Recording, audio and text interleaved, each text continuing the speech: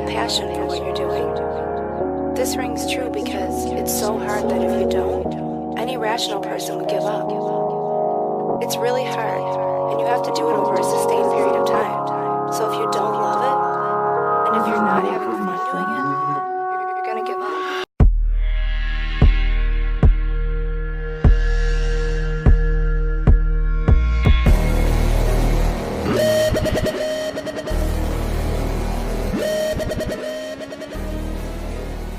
Welcome to another episode of Jonsuntitledpod, a partner of MoshPitNation.com.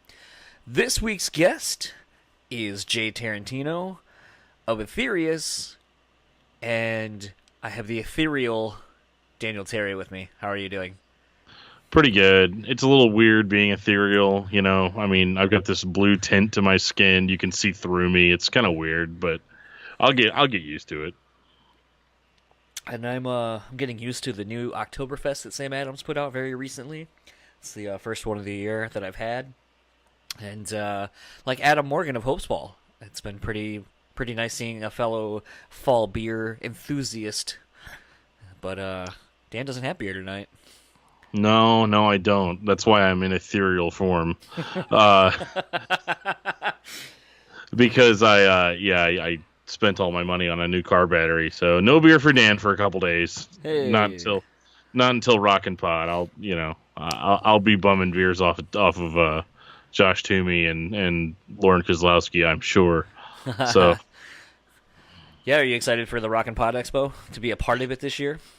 Yeah, I think it's going to be cool. We're going to have our own booth and stuff, and it's going to be like very official, which is, I don't know if that means that I'm going to have a different experience than I did last year or not, but I had a very good experience last year, so, I've got no complaints.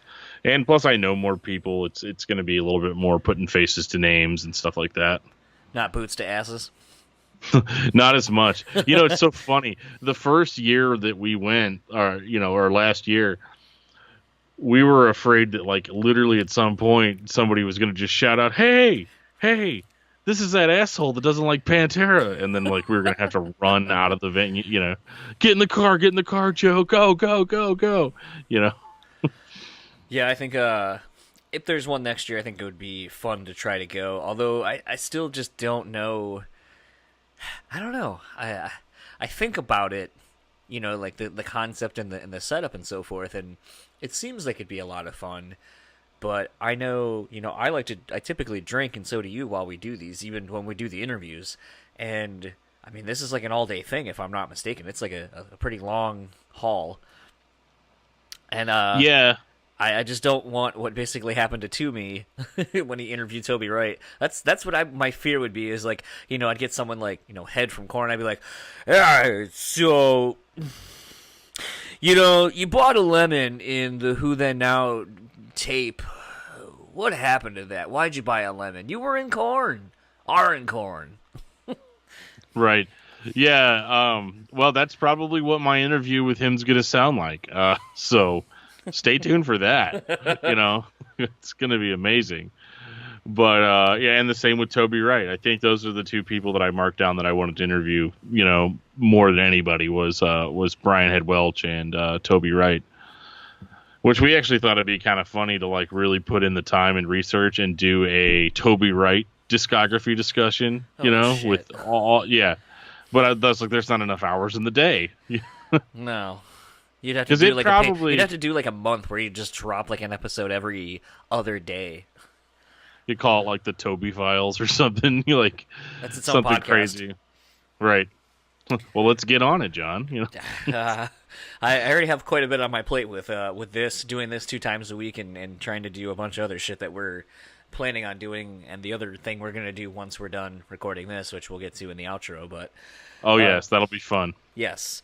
But yeah, so I mean, it was kind of interesting. Sometimes a publicist will send me a band, that they're looking for some press to do, and I gotta say, I'm pleasantly surprised more often than not, and especially with this one, getting Violent Life, Violent Death. That was a tasty surprise. When I heard it, I was like, holy fuck, this is awesome.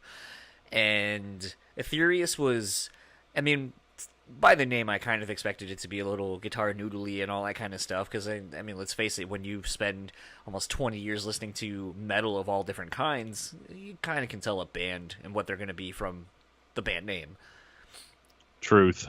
And I definitely wasn't wrong in that assumption. But I was pleasantly surprised at just the musicianship, and it's one of those things where when you get to a band, an instrumental band, sometimes I feel like you just got to be in the right headspace to tackle these things, because it's easy. It's a lot easier to just digest music when it's a guitar, like a normal band. There's guitar players, there's singers, there's so on and so forth. There's lyrics and things that you can identify with, and I think it requires a lot more from the listener to be able to take the things that vocalists music requires you to pay attention to. And I think Etherius is one of those bands that if you do pay attention, you're going to notice a lot of things that are the nonverbal clues they give you. And we kind of hint on that in my chat with Jay, like even going into the album cover and what the album cover represents in addition to the themes represented in the music. Yeah, I thought that was cool. How you'd asked him that too. It's like, well, let's get into the theme of this a little bit. And it's so funny to think about that because, in a world where we have bands that have big concept records and stuff and having an overall theme, it almost sounds asinine to even think of that there's an overall theme for an instrumental type group. But, yeah, they're not holding your hand with a vocalist and vocal hooks and stuff. So all of the entertaining has to be provided by just them. Yes. And so, you could listen to it and think, man, this is like really noodly. But like when you really listen to it, there's actually probably a vocal line being played by a guitarist, and I think that's kind of the cooler thing is that you have all the elements that you wouldn't normally have in a song, but they're just doing it all non-verbally. Yeah. It was good. It was a good listen. It's a pretty relatively quick listen. Both the interview and the record. It's an EP, Thread of Life. Comes out August 24th, which will be this Friday in a couple of days, as of when you are hearing this.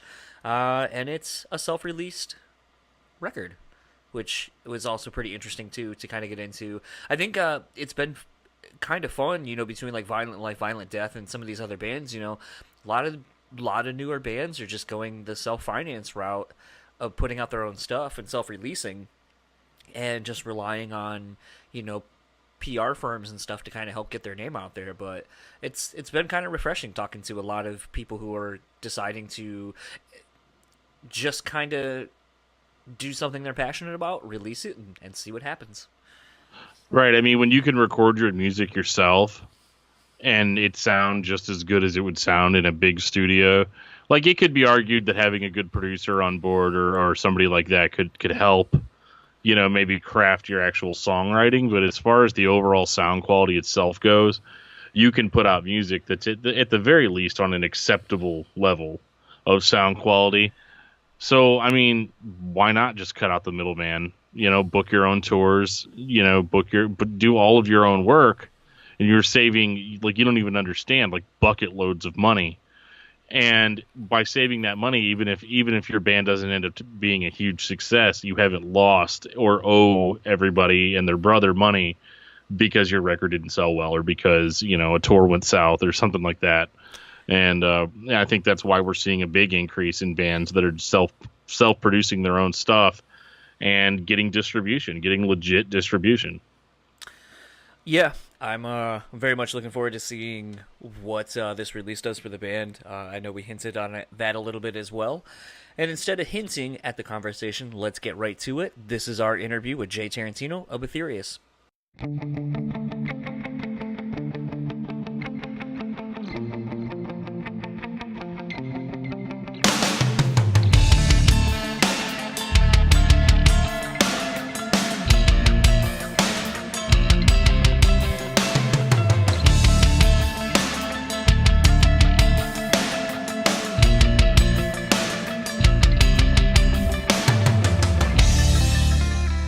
John? Yeah, this is. Hey, how are you? Good, how are you doing?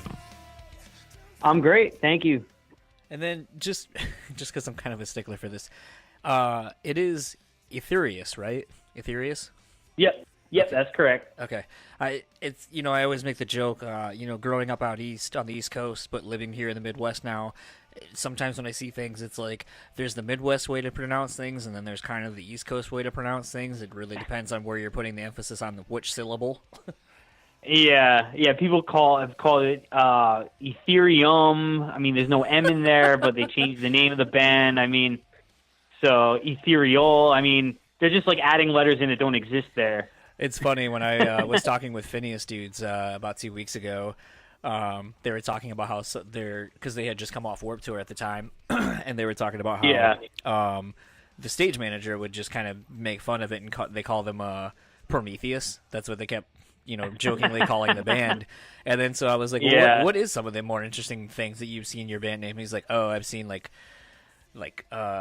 people calling it like Phineas, and like adding L's and M's and all these letters that don't exist. And I was like, that's so weird how like it's like it would seem like it wouldn't be that hard to kind of just look at something and be like, oh, it's this, and not throw in anything extra that's not there. But like I said, I know it's funny that you mentioned.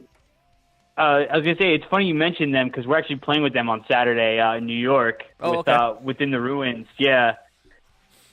And speaking of like pronouncing band names wrong, the band Legion? Yeah. Although death metal band. Okay. Yeah, it's always funny because like with and I forget what, because Tool used it for Anima with the A and the E that are connected, and I think that's trying to remember the derivation of where that comes from, but. Yeah, I was like, well, is it Alegion or is it Allegion? Or, like, there's a few different ways you could try to pronounce it because of how the A and the E are in the thing. Yeah, and I was like, so it's very weird. And I've heard a ton of people say different variations of that band name. So I've always been like, man, it's whatever. It's it's that band. Yeah, well, it's funny because like I'm friends with Greg and Mike, the guitar players, and so they have like a running joke that. Everywhere they go, like their name is always spelled wrong, so they just take pictures of it and they just try to figure out how many different possible ways people can spell their name wrong. That's funny. You guys should. So it just turned into like this joke. Yeah. Well, all right. I'll probably end up throwing this nice preamble in just because it's funny, but I'll get going, and that way I don't take up too much of your time. All right. So I have the pleasure this evening of talking to Jay Tarantino of Etherius. They have a new EP coming out on August 24th, Thread of Life. How are you doing today, Jay? I'm doing great. Thank you for having me. Yeah, not a problem. I do have to ask, who is this EP coming out through? Because I didn't find any of that information anywhere. It's totally independent. We're doing it ourselves. Oh, awesome. Well, I guess let's start there. I mean, it's kind of interesting in today's day and age of, so many people seemingly, wanting the dream of getting signed and so forth. And I feel like we're in an age now more than ever of don't really need labels unless you're looking for like worldwide distribution and some of the promotional backing that a label can give you. So, I mean, at this point, with some of the names associated with this project, with working with Angel Vivaldi and working with Kevin from X Dillinger Escape Plan at his studio, like, what does it mean to you to still kind of be a DIY band? Well, I think, when I was younger, I mean, being signed to a label, that was like what we all wanted. But I kind of think record label is a synonym for slavery at this point. It always has been.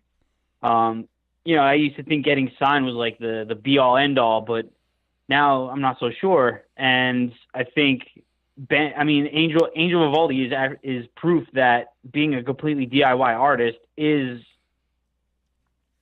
a viable alternative to being signed to a label.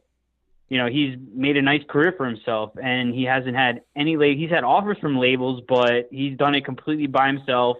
He does have a team, manager, and, he does have press people and things like that, but he's financed it, everything, all the videos, recording, and that's proof right there that you don't need a label to have a career, to have a sustainable career in the music industry nowadays.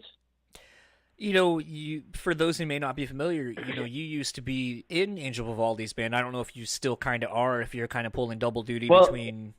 Go ahead. I'm actually still a part of the band. Okay. Yeah, I've been his live guitarist for 9 years now. So yeah, I'm still part of the band. So I still tour with him. Although I didn't do the last tour that he just came off of, but I'll be doing tours in the future. So I'll be doing double duty for sure for now. My question was actually going to be, though, in working with someone like that, what have you gleaned from being a part of his band and kind of having him as, I would assume, as a mentor for you in your career? What have you kind of taken from working with him for so long? The one thing I have learned is that you can have all the talent in the world, but if you don't work hard, you're not going to go anywhere. You have to be able to kind of meet halfway, like he would always say, meet your talent halfway with hard work. And it's a lot of hard work. I mean, I've seen, what he goes through to do albums and put tours together, and it's a lot of work that I don't think a lot of people are willing to do. But it's one of those things that you have to be willing to do if you want to be successful nowadays. You have to do everything. You have to know how to edit video. There's just so many things you have to be able to do besides just play and write music.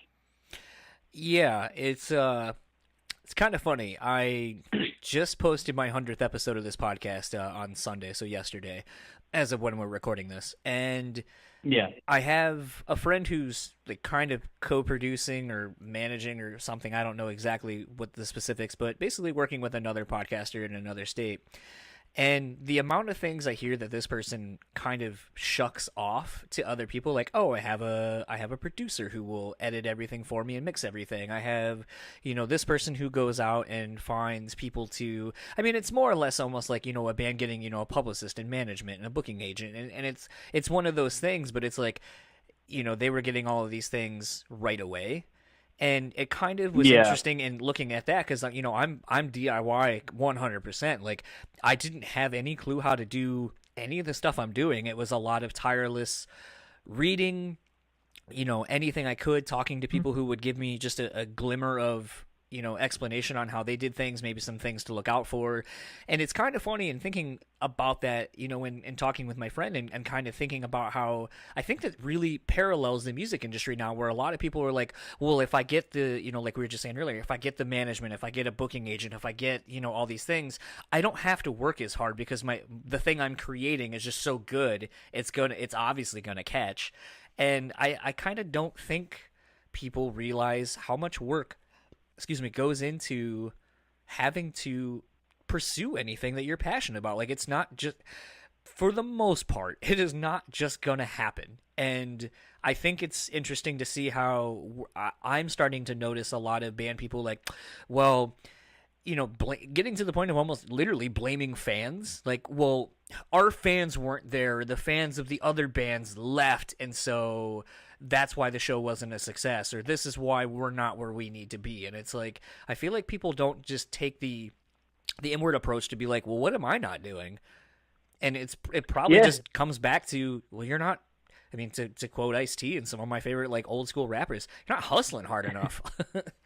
Exactly. Yeah. And it's okay to have people, if you have the money to pay people to do things for you, design a website, and just edit video, all these different things, record music. If you can pay people to do that, that's fine, but that's not really cost effective. If you're a musician, like most of us, we're not wealthy, some of us are just getting by. Some of us are kind of comfortable, but not quite.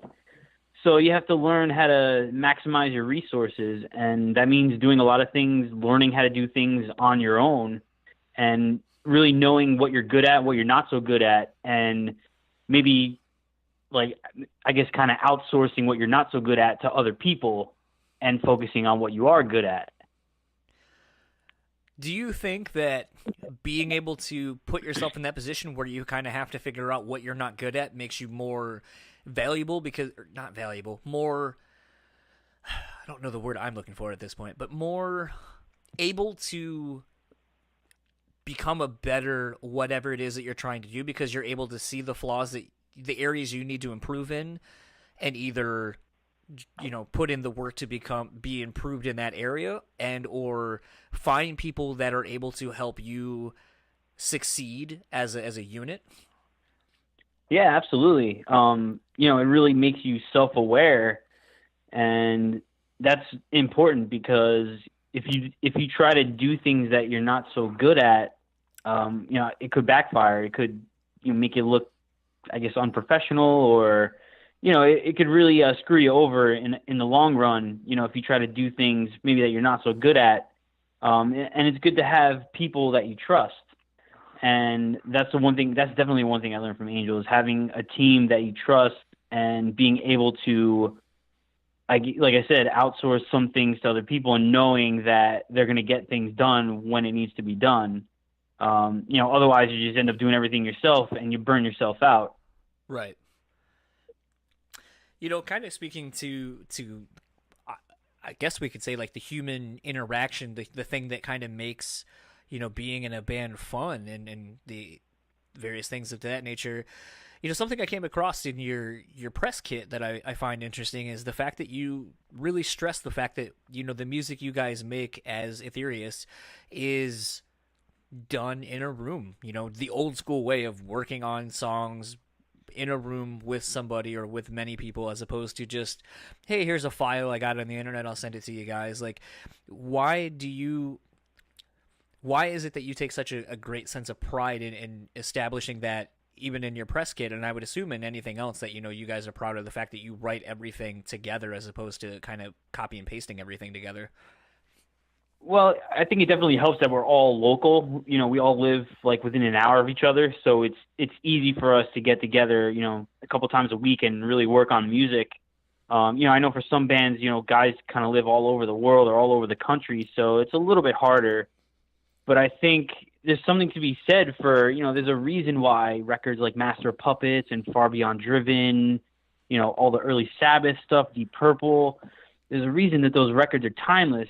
And it's because the guys that created those albums, they busted their asses together working on it. And I don't know, I guess when you don't have to rely on technology, you're just really focusing on your skills. It really makes you a better songwriter, a better musician, when you're not worrying about or focusing on technology. You're letting it take over.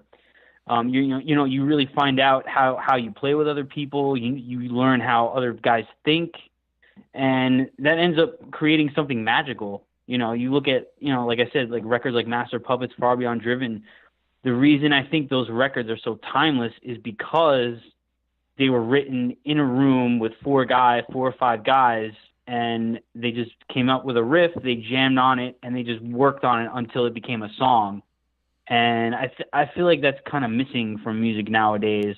And I don't know if it's, like I said, it could just be because, people live all over the world now. It's easier to swap files back and forth over the internet. But I think there's something to be said for a band writing songs together and really working hard on making the best record they can possibly make together in a room, as opposed to just swapping files back and forth and putting everything in Pro Tools, cutting and pasting and things like that.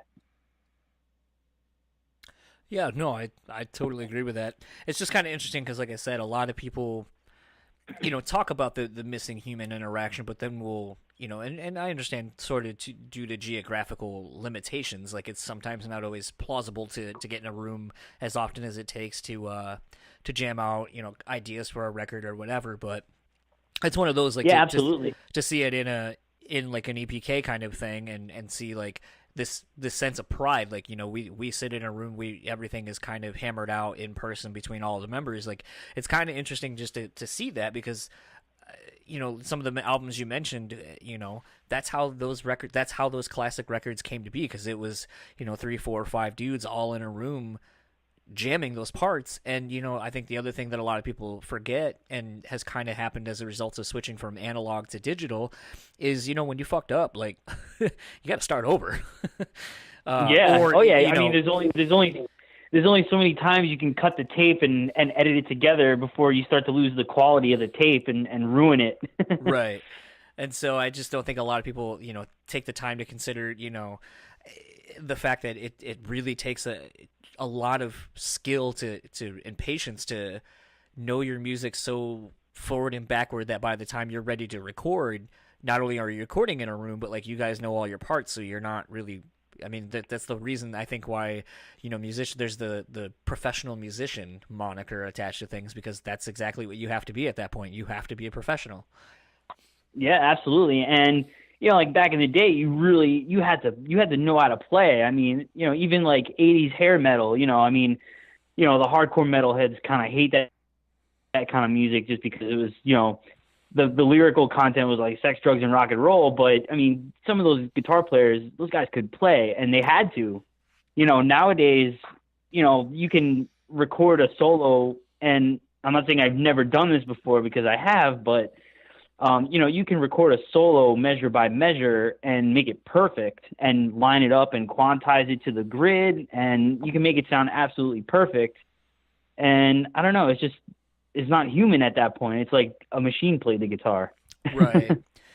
Yeah. You listen to I'm sorry. No, just to add to that, the cool thing with YouTube is like now you can go back and listen to like isolated tracks of old records, and just going back and listening to like the isolated guitar tracks for like the first couple of Van Halen records, and just hearing how live it sounds. And Eddie was playing in time. His rhythm playing had a groove to it, even his lead playing.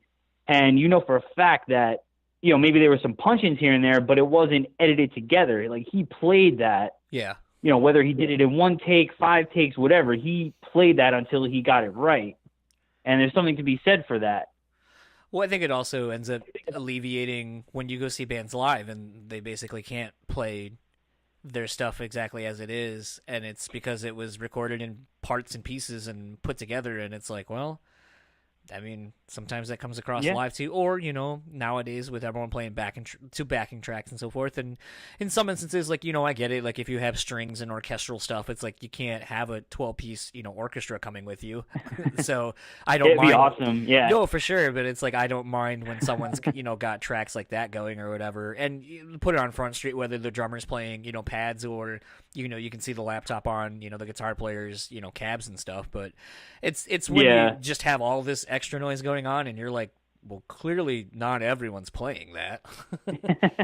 I mean, look, we play the backing tracks too. I mean, we have keyboard stuff, we have strings and piano and different keyboard tracks that we use. So but the guitar, bass, drums, that's all live. The backing track just enhances the music, I think. Right. But we can play our music live. If you come to a live show, like we're not going to play it flawlessly, which is fine, but we sound tight. Right. We know our shit. So I kind of wanted to talk a little bit about the concept of the record, and what was interesting to me is upon looking at the album cover and just kind of it sounds kind of stereotypical of like when I saw the band name, looking at the album artwork and so forth, I was like, I bet there's a concept floating around it in this. And so upon me actually looking at all the information that I got given to me by your publicist, I was, spot on when I was like, oh, Thread of Life. Okay. Like, so explain a little bit about the whole concept behind the record. Okay. So believe it or not, it's funny. The concept actually came after all the whole thing was recorded. So all the songs were written. We had already recorded them, and then it came time. It's like, all right, what are we going to do for artwork? And then once we figured out artwork, it's like, all right, well, we need to have song titles. So that led to like, all right, what is the theme of this album going to be? So that's kind of where it came from. It came after everything, after all the music was written and recorded. So the idea came from just Greek mythology. I had been doing some reading about ancient Greek mythology, and they believed in what's called the Three Sisters of Fate. And I thought it was a great idea to bring that into the concept of the record. I think that it fit the music really well because it's kind of an epic.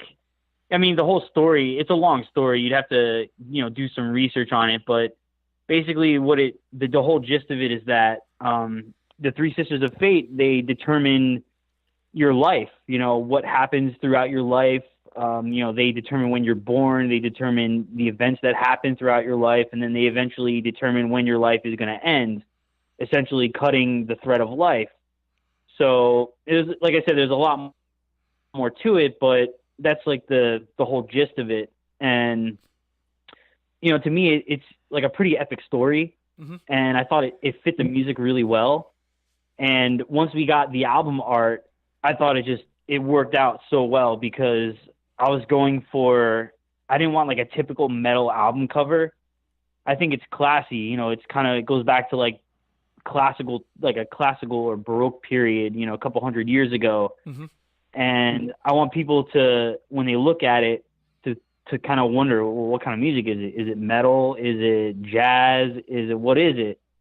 So that was really the inspiration for it. And the artwork too. Like I said, I wanted something that wasn't like a typical metal album cover, with a band name that you can't read, and just, a lot of dark colors, black and things like that. So I think it came out really well. I'm more than happy with how it came out. It came out better than I initially envisioned. Yeah, it was kind of interesting because, like I said before, really kind of looking more at the bio thing, because I wanted to kind of let the music, because it always kind of sucks sometimes when you read some of these bio things, and then if you're reading it along with the music, then you start, maybe if there's something you read where it's like, well, this is what we were trying to do, and you're like, oh, okay, and then you're not really giving it a fair shake. You're just kind of going into it with those expectations of what you already know is supposed to be there, or what the artist hopes you get from it. And so for me, it was just like, kind of let's go with the old school approach, and why I kind of like listening to vinyl, like sit down with the music, just kind of stare at the album cover. And, I didn't have any photos of like the rest of the liner notes or anything, but it was one of those, it's like, I'm looking at it and it's like, okay, here's three women. I almost was thinking more, even though it's more of a nautical theme, but like the sirens. Okay. Yeah. And so I can see that. Yeah, looking at that, and I was like, okay, sirens call, typically like they get you into trouble, and, send people like on wayward journeys and so forth, and just kind of that whole thing. But then it was like, okay, here's this like, what the hell is it called? The thing that spins like yarn and so forth. I can't think of what those are actually called, but like looking at that wheel. Yeah. And then I was gonna say, like I see like it. I know there's probably a specific name for it, but I don't know what it is. Yeah, I was trying to think of like my old Rapunzel or Rumpelstiltskin type stuff, and trying to think of it, but I just couldn't. But it's got this old timey kind of like sewing machine spinning thing, and then it's like the yarn itself makes like a infinity symbol, which I don't know if what was interesting is once I finally looked at it, and each sister has a specific thing tied to their whole thing of mortality and life. It was kind of interesting because it's like, oh, I guess indirectly this cycle is always infinite, but then like you can kind of see the string where after it makes the infinity symbol, it kind of dips off around one of the ladies. So almost like, okay, that is I kind of took it as being like the thing that they're doing is always infinite in the fact that they are always doing this. However, eventually the string for the person, which represents the life, will kind of there is an end to it. Absolutely, yeah. I couldn't have said it better myself. That was a great. I'm glad you picked up on that.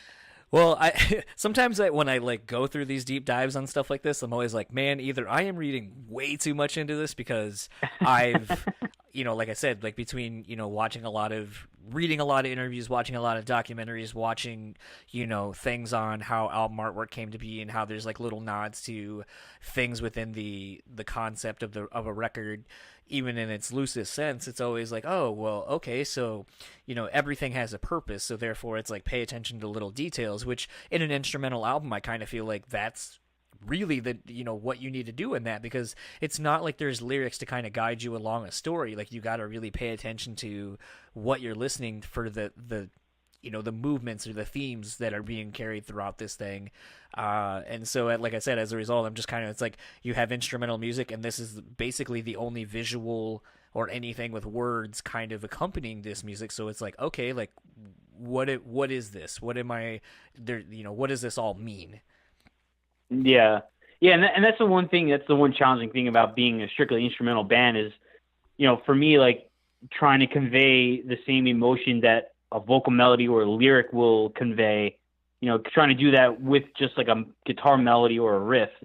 is always the most challenging part. And that was one of the reasons why I wanted to do something instrumental, because I wanted to challenge myself in that way. As a guitar player, as a songwriter, I wanted to be able to have the same, for all the melodies to have the same impact as if they would be, as if, a singer was singing them with lyrics. Yeah. Yeah, so, I mean, it was kind of interesting because you already answered one of my follow-up questions, which was, how hard was it to kind of come up with the concept of this record, but it sounds like it was done obviously it was done after the fact. So, yeah, and kind of preparing maybe for the next EP or whatever, do you see another concept or maybe the story continuing, or is it kind of, we'll see as everything's done what the music is kind of telling me as a whole? I honestly have no idea. I mean, we've got a couple songs ready to go for the next EP that we've been playing live, but I have no idea what, we still have some more songs to write, so I have no idea what the album or what the concept is even going to be. So we'll worry about that in the future. But right now we're just focusing on writing music, and then we'll see, once we have all the songs and we listen back to them, we'll see what kind of concept we want to do, or if we even want to have a concept. So that's something we'll have to see, going into next year when we get ready to record the next album. I know you got a couple shows coming up. The end of, well, actually, I guess the Clifton, New Jersey show already happened as of the time we're recording this. And you got a show coming up on the 4th of August with, I think you just said that was the Phineas and Within the Ruins show? Yep, correct. Yeah, at the Loft in Poughkeepsie, New York. Okay.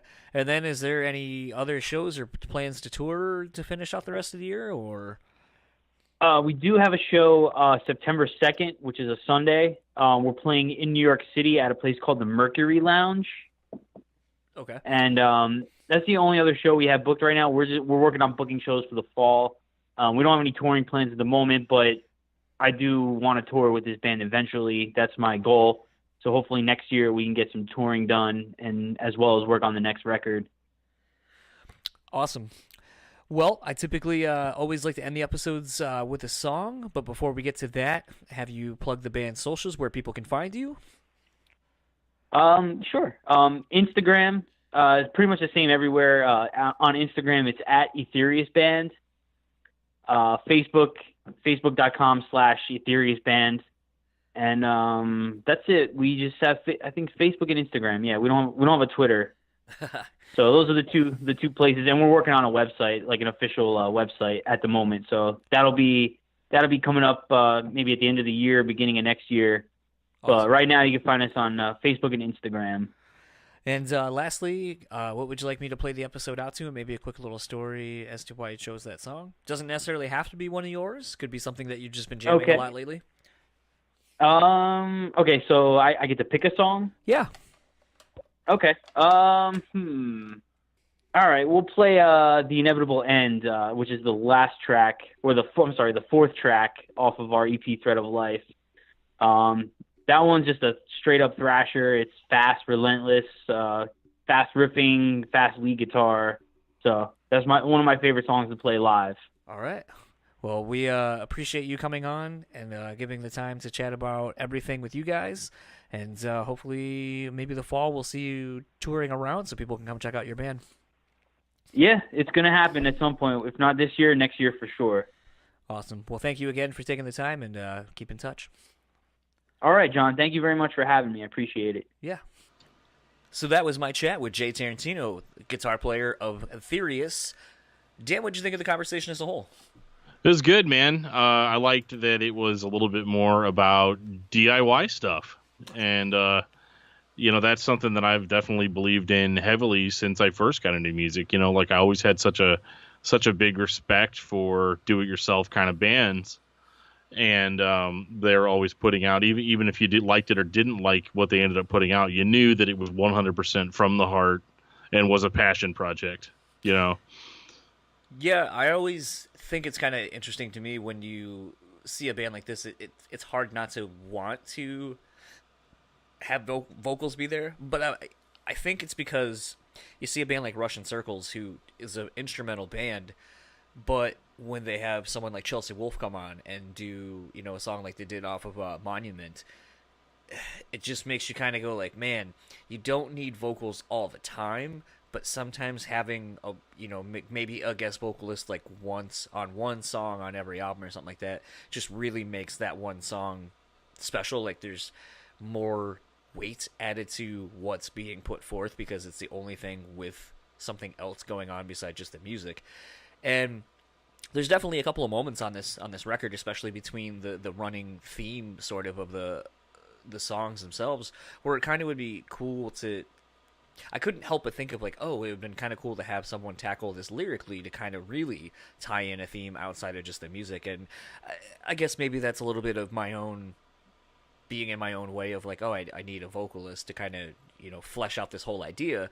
But I definitely think just when you have a theme, it's kind of fun to listen to where someone takes it, like, story-wise. And I feel like that's sometimes the thing that I get excited about is, like, oh, well, you could do this, or you could go this way, and, and then when you're listening to a song, it's like you sometimes can't help but hear, like, oh, there would be a cool vocal melody there that you could do, or, things like that it's like, I don't know, it's just kind of fun to it's like a paint by numbers, like everything's there, but you there's so much more you could do to fill out the full picture.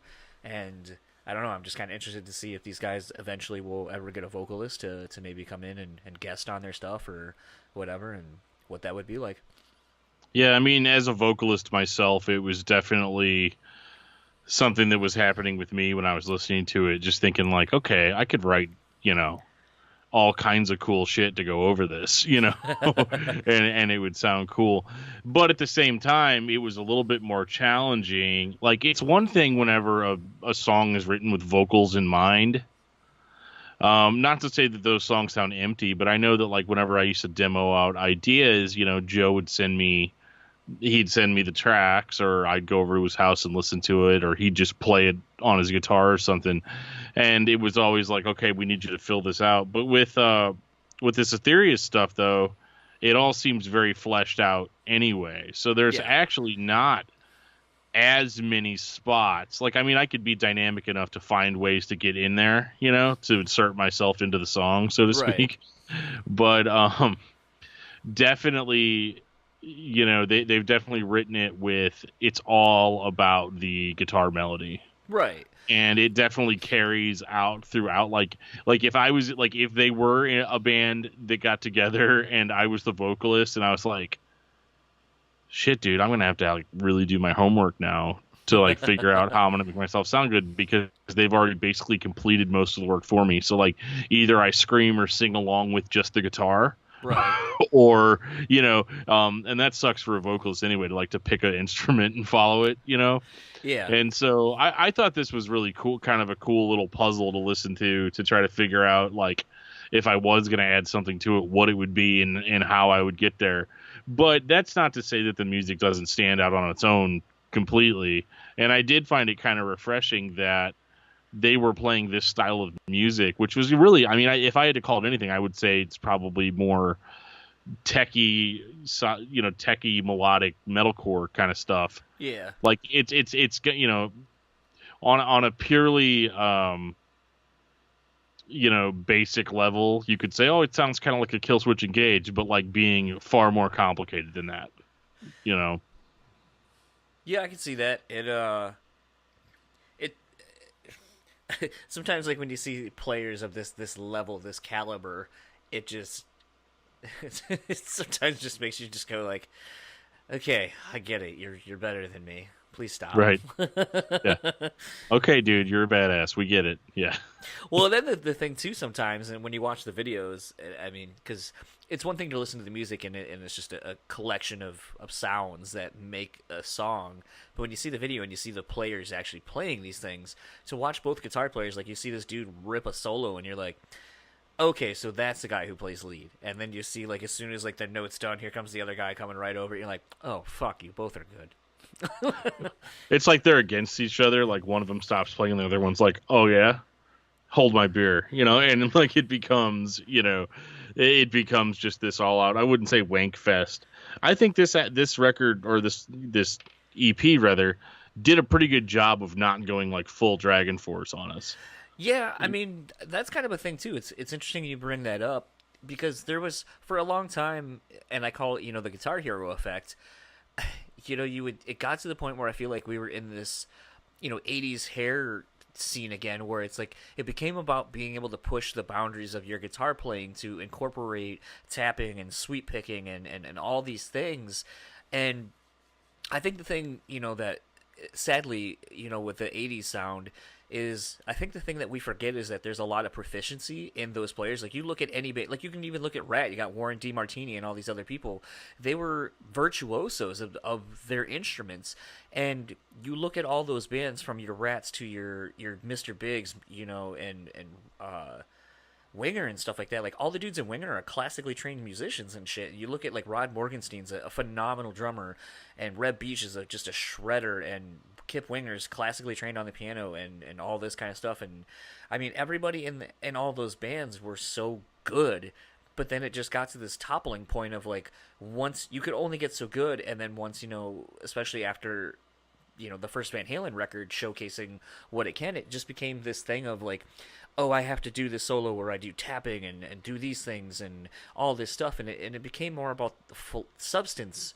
It's a funny, my wife and a few of her friends have a saying, all sparkle, no substance, and basically applying to women who put way too much makeup on and shit like that, but it's like there's nothing underneath all of that.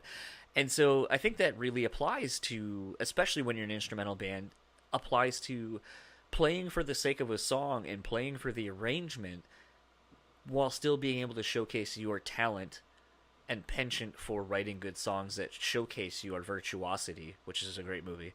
And it is one of those things, I think Etherius has that and is bringing that back, as opposed to a Dragon Force where it was so over the top that it was just like, this, yeah, I guess these are songs, but it's like, how many weird guitar solo-y things do I need?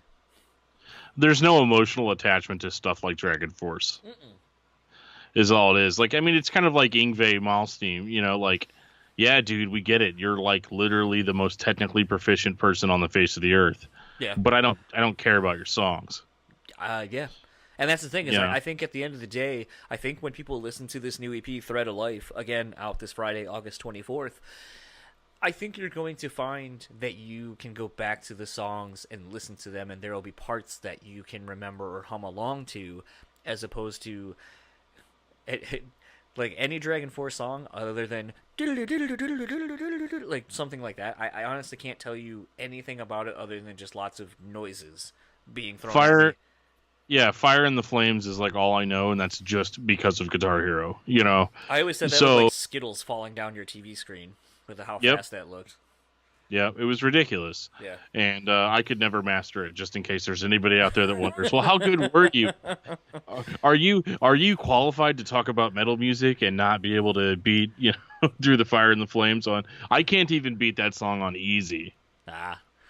I think I was able to get through it without the song stopping, so I guess that was good enough. I just always had the problem of, I had a $1,200 guitar sitting next to me, and I'd be like, why the fuck am I, like, playing this plastic thing where it's way harder? Like, there's like more notes and stretching than it actually would be to really learn how to play this song.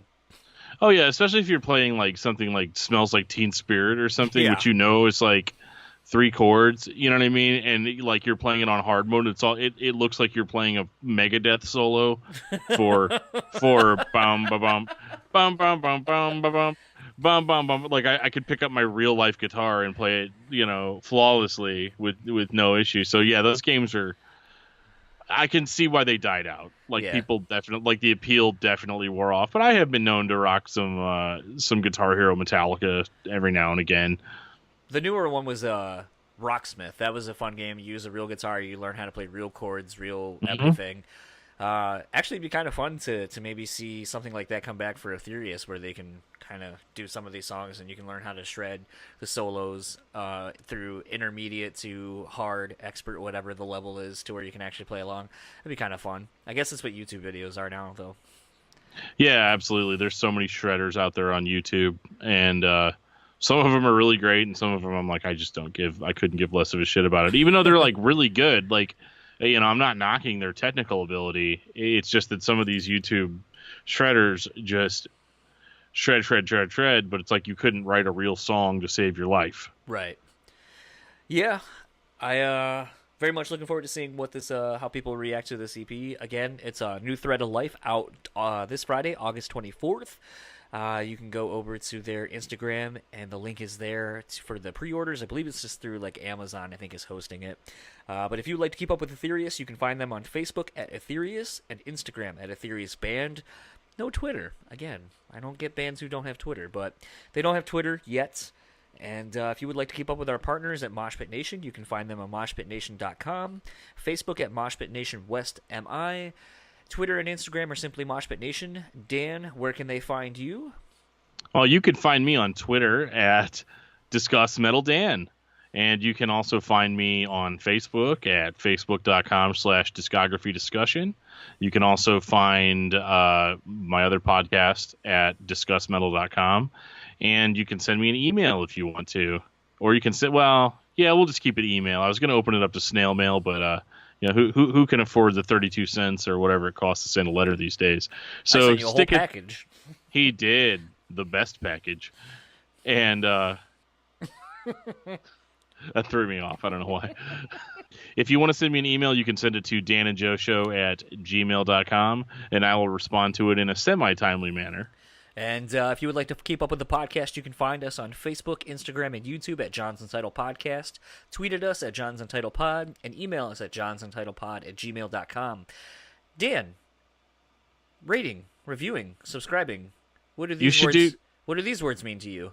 You should do all three of them. Why should we do that?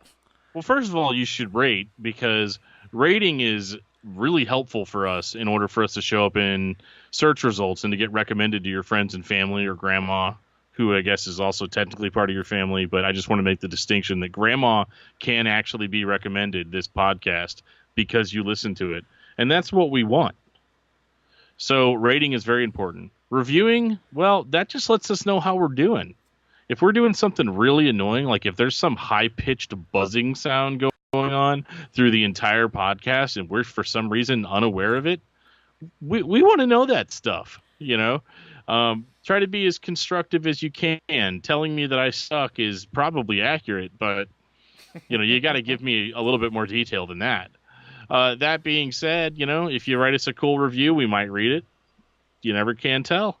And subscribing is awesome because, well, we don't want you guys to miss anything. We want you to know as soon as we drop something that, hey, guys, we dropped a new episode. And it's probably with a musician that you like, or maybe an entertainer that you like, because we are going to start trying to open up the floodgates and kind of expand our brand a little bit here and start just talking to entertainers in general. So you got to be subscribed to get all the latest stuff that we're going to throw out for you. And speaking of throwing things out, we are going to be recording. I know I teased it the last couple episodes, but legitimately this time, without life getting in the way, we are actually going to record our first Patreon episode. That is right. We are on Patreon. You can find us at patreon.com/JonsuntitledPodcast. There are some perks. They are up there now. They're basic as shit right now. $1, you get a shout out on an episode. All the way up to, I think, at $50, you can come on as a co-host and co-host an episode with Dan and I and shoot the shit. And, we are going to do the first Patreon exclusive episode. Little tease, we are doing our top 10 each songs of the 2000s active rock radio, or as Dan likes to call it, butt rock. Oh, yes. But you'll hear our debate on that because I have an issue with that. But regardless, Patreon, if you would like to help us out monetarily, everything helps. We are going to put it 100% back into the podcast. Hosting's not cheap. Equipment's not cheap. And, we appreciate anything, whether the rating, review, and subscribing, or any monetary donations. Everything is greatly appreciated in helping grow this podcast. And lastly, we are going to end this episode, as we always do, with a song. And as you heard Jay say, he wanted me to play it out to the inevitable end by Etherius, so we're going to do that. Again, their EP comes out, Thread of Life, on August 24th, this Friday. You can pre-order it going to their Instagram page. Again, that's Etherius Band. Go let them know that we sent you there. Go check out their music, and we will talk to you guys next time.